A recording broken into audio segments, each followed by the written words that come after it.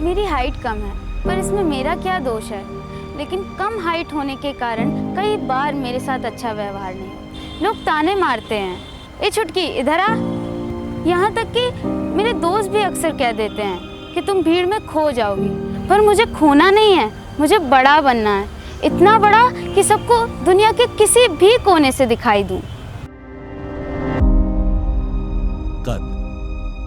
हमारे जीवन में कद का बड़ा महत्व है। ऊंची कद काठी का अपना रुआब है।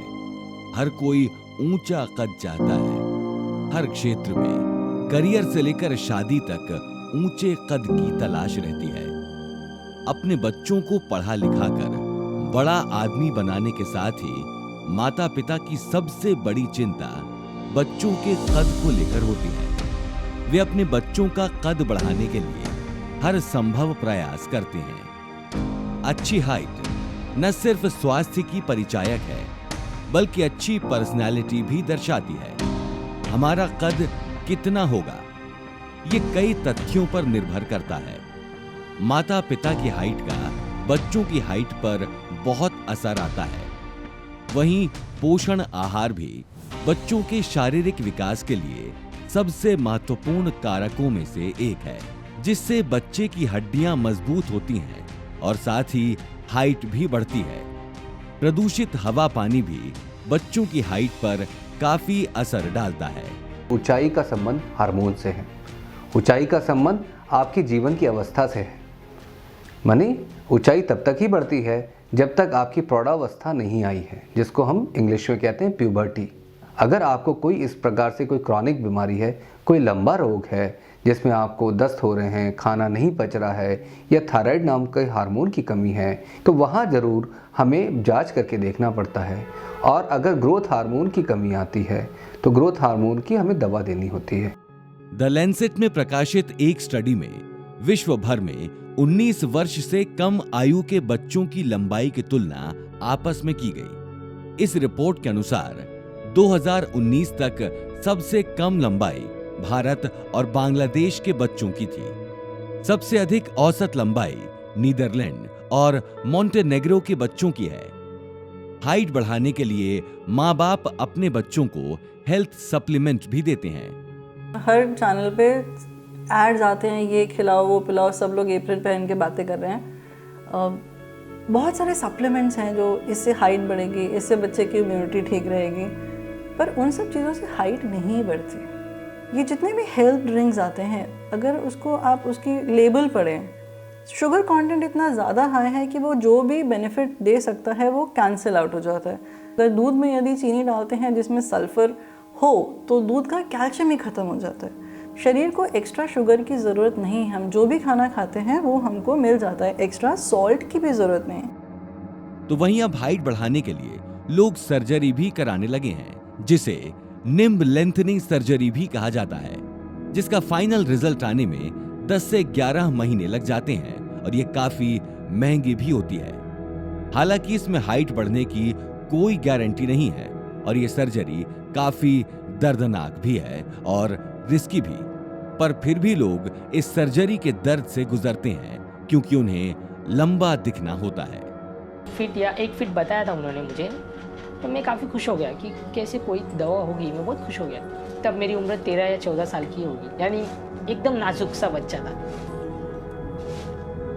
बट मुझे नहीं मालूम था कि ये ऑपरेशन होने वाला है। सब कुछ रिंग लगाना बोला तो मैंने सोचा कि रिंग ऊपर से लगाएंगे शायद, बट वो बोन काटने वाली बात नहीं थी ना। बोन काटना मतलब कि आदमी अपाहिज हो जाना। जब मैं काफ़ी हद तक होश में आया तब मुझे पता चला कि मेरी बोन, घुटने के नीचे की बोन काट दी गई। तब मुझे बहुत तकलीफ होने लग गया। तब मैंने ऐसा सोचा नहीं था कि मेरे साथ ऐसा होगा। मैं बहुत रोता था दिन में रात में। ये बीमारी से मैं कभी उभरा ही नहीं, आज तक वो टेंशन है ही मुझे। Because low self-esteem, or is it really a genuine need? I mean, a person who is 5 feet, fine. I mean, if he wants to go up to 5'2", 5'3", 5'4", it's okay. A person who is already 5'6", wants to go to 5'9", there has to be something wrong. Any surgical procedure has its inherent set of complications. God forbid, if you end up with such complications, you won't be able to justify if you were doing it only for the cosmetic purposes. छोटे कद के मामले में भारत दुनिया के 200 देशों में 14वें number पर है। +1 नामक साइंस जर्नल में प्रकाशित रिपोर्ट के अनुसार भारत के लोगों की औसत हाइट घट रही है। यह दावा 2005 और 2015 में हुए नेशनल फैमिली हेल्थ सर्वे के आंकड़ों की तुलना करके किया गया है। चिंता की बात यह है कि जहां एक तरफ दुनिया की औसत हाइट बढ़ रही है तो वहीं भारत में हाइट घट रही है। रिपोर्ट के अनुसार भारत में पुरुषों की हाइट 1 सेंटीमीटर कम हो गई है। वहीं महिलाओं में हाइट कम होने की समस्या सबसे अधिक उन समुदायों की है जो गरीब और पिछड़े वर्ग से हैं। उनका कद अन्य वर्ग की महिलाओं के मुकाबले 2 सेंटीमीटर कम हो गया है। वैज्ञानिकों के अनुसार इन समुदायों तक न तो पोषण आहार पहुंच रहा है और न ही उचित जानकारी। हमको जो याद रखना है कि आपका जो दिन भर का खाना है उसको कलरफुल बनाए। कम से कम 3 कलर की अलग अलग सब्जी या वेजिटेबल्स फूड्स पुट टुगेदर होने चाहिए। उसमें एक पीला हो, एक हरा हो, एक लाल हो, चाहे तो उसमें और कलर ऐड कर सकते हैं, मगर कम से कम 3 डिफरेंट कलर की सब्जी आती है। मल्टीपल नट्स रखिए, हर प्रकार का जो नट आपको अच्छा लगता है उसको मिक्स करिए एक डब्बे में भर के, और दिन भर में उसमें से 1 मुट्ठी ले लें औरतों के लिए और करीब 1.25 से 1.5 मुट्ठी आदमियों के लिए। इससे बेहतर विटामिन की पिल नहीं मिल सकती। जो लोग नॉन वेजिटेरियन हैं अंडा खा सकते हैं। अंडा एक बहुत ही अच्छी चीज़ है, उसमें सारे विटामिन होते हैं, तो 1 अंडा औरतों के लिए, 2 अंडे आदमी के लिए। अच्छे पोषण के साथ ही शारीरिक व्यायाम और योग भी हाइट बढ़ने का एक महत्वपूर्ण कारक हो सकता है। योग के कुछ विशेष आसन हैं जो हाइट को बढ़ाने में अहम भूमिका निभाते हैं, जिनमें से हम बात करेंगे जैसे एक ताड़ आसन। यदि हम बच्चों को 8 साल की उम्र से लेके 22 साल की उम्र तक योग के इस आसन का अभ्यास नियमित कराएं तो उससे एक अच्छी हाइट बच्चों की हो सकती है। यह साइंटिफिक रिसर्च में निकल के सामने आया है। आमतौर पर चीन, जापान और दक्षिण कोरिया के लोगों को कद में छोटा माना जाता है, परंतु आज भारत के लोगों की औसत हाइट इन देशों के लोगों के मुकाबले भी 2 से 4 इंच कम है। भारत में महिलाओं की औसत लंबाई 5 फीट 1 इंच मानी जाती है, जबकि पुरुषों की औसत लंबाई 5 फीट 4 इंच मानी गई है। नेशनल फैमिली हेल्थ सर्वे के अनुसार मेघालय, सिक्किम, अरुणाचल प्रदेश और झारखंड में पुरुषों की औसत लंबाई पूरी दुनिया के पुरुषों के मुकाबले सबसे कम है। वहीं मेघालय, त्रिपुरा, झारखंड और बिहार में महिलाओं की औसत हाइट पूरी दुनिया के मुकाबले सबसे कम है। भारत के कुछ हिस्से ऐसे भी हैं जहां के पुरुषों और महिलाओं का औसत कद दुनिया के अन्य देशों के लोगों के औसत कद से अधिक है, जैसे जम्मू कश्मीर, पंजाब, हिमाचल प्रदेश और केरल। कई बार इंसान का छोटा कद उसके सपनों के आड़े आ जाता है, जिसमें काफी बड़ी भूमिका हमारे समाज की भी होती है, क्योंकि अधिकतर हमारा समाज व्यक्ति को उसके कद से आंकता है, जिसके कारण अक्सर अपने छोटे कद को लेकर चिंता में रहने वाले लोग अवसाद में भी चले जाते हैं। हाइट कम होने के कुछ फैक्टर होते हैं, कॉन्स्टिट्यूशनल फैक्टर बोलते हैं इसको हम। कॉन्स्टिट्यूशनल फैक्टर यानी जिसका हम कुछ नहीं कर सकते। इवन जो उनमें हार्मोनल थेरेपीज़ भी कुछ काम नहीं करती हैं। मेरे पास बहुत सारे पेशेंट्स आते हैं जो एंडोक्राइनोलॉजिस्ट, जो हार्मोनल स्पेशलिस्ट होते हैं, जो हाइट बढ़ाने का हार्मोन्स भी देते हैं बच्चों को उस एज ग्रोइंग एज में, और उसको देने के बाद भी अगर बच्चों की हाइट नहीं बढ़ती है तो वो बहुत ही एक मनोविकार में चले जाते हैं, अवसाद से ग्रसित हो जाते हैं। और जब अवसाद की दुनिया में उसको एक अलग दुनिया बना लेते हैं। अवसाद की दुनिया अपनी नॉर्मल दुनिया से बहुत अलग होती है।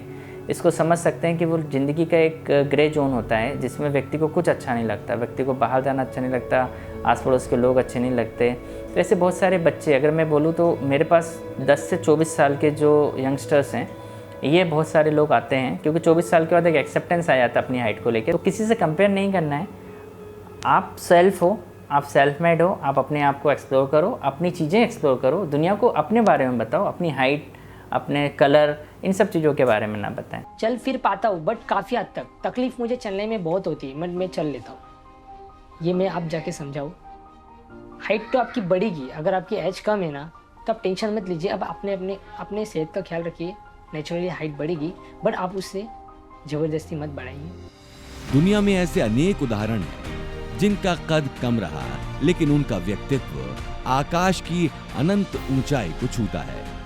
छत्रपति शिवाजी महाराज, महात्मा गांधी, लाल बहादुर शास्त्री, अटल बिहारी वाजपेयी, पंडित दीनदयाल उपाध्याय, सचिन तेंदुलकर, चार्ली चैपलिन, ये सब औसत कद के लोग थे, लेकिन इन्होंने अपनी प्रतिभा, अपने विचारों एवं अपने कर्म से अपने व्यक्तित्व को इतनी ऊंचाई दी है कि उनकी छाया पूरी दुनिया पर है। प्रभावशाली व्यक्तित्व के लिए ऊंचे कद का महत्व अवश्य है, लेकिन कद ही संपूर्ण व्यक्तित्व नहीं। हमारी प्रतिभा, हमारे मूल्य और हमारे विचार हमारे व्यक्तित्व को अत्यधिक ऊंचाई देते हैं। हम बड़े लोग ऊंची हाइट से नहीं, अपने भीतर के गुणों के विकास से बनते हैं। इसलिए कहते हैं, ईश्वर ने आपको जैसा बनाया है, हमें उसे वैसे ही स्वीकार करना चाहिए। इसलिए अपने शरीर नहीं, अपने हौसलों का कद बढ़ाइए।